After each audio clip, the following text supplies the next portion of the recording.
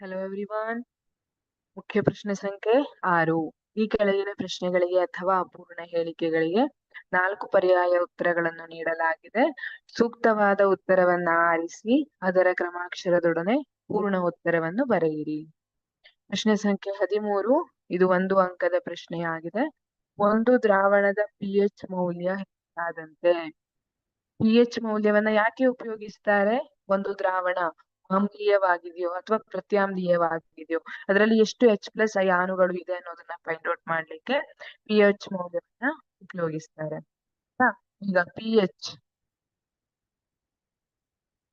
7ಕ್ಕೆ ಸಮವಾಗಿದ್ರೆ ಅದನ್ನ ತಟಸ್ಥ ದ್ರಾವಣ ಅಂತ ಕರಿತೀವಿ. pH 7ಕ್ಕಿಂತ ಕಡಿಮೆ ಇದ್ರೆ ಅದನ್ನ ಆಮ್ಲ ಅಂತ ಕರಿತೀವಿ. pH 7ಕ್ಕಿಂತ ಹೆಚ್ಚಾಗಿದ್ರೆ ಅದನ್ನ ಪ್ರತ್ಯಾಮ್ಲ ಅಂತ ಕರಿತೀವಿ. ಹಾಗಾದ್ರೆ ಇಲ್ಲಿ ಒಂದು ದ್ರಾವಣದ pH ಮೌಲ್ಯ ಹೆಚ್ಚಾದಂತೆ ಪ್ರತ್ಯಾಮ್ಲೀಯ ಲಕ್ಷಣ ಕಡಿಮೆಯಾಗುತ್ತದೆ ಮತ್ತು OH- ಅಯಾನುಗಳ ಸಂಖ್ಯೆ ಹೆಚ್ಚುತ್ತದೆ. ತಪ್ಪು.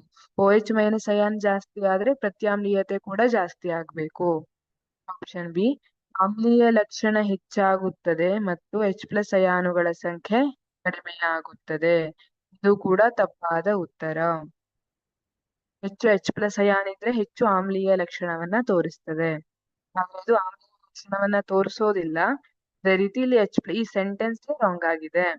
ಆಪ್ಷನ್ ಸಿ, ಪ್ರತ್ಯಾಮ್ಲೀಯ ಲಕ್ಷಣ ಹೆಚ್ಚಾಗುತ್ತದೆ ಮತ್ತು OH- ಅಯಾನುಗಳ ಸಂಖ್ಯೆ ಹೆಚ್ಚಾಗುತ್ತದೆ.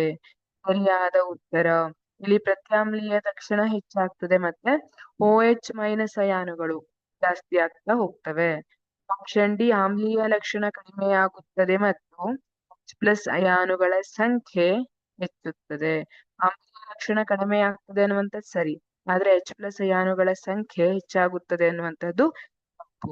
ಹಾಗಾಗಿ ಆಪ್ಷನ್ ಸಿ, ಪ್ರತ್ಯಾಮ್ಲೀಯ ಲಕ್ಷಣ ಹೆಚ್ಚಾಗುತ್ತದೆ ಮತ್ತು OH- ಅಯಾನುಗಳ ಸಂಖ್ಯೆ ಹೆಚ್ಚಾಗುತ್ತದೆ ಅನ್ನುವಂಥದ್ದು ಸರಿಯಾದ ಉತ್ತರ. Thank you.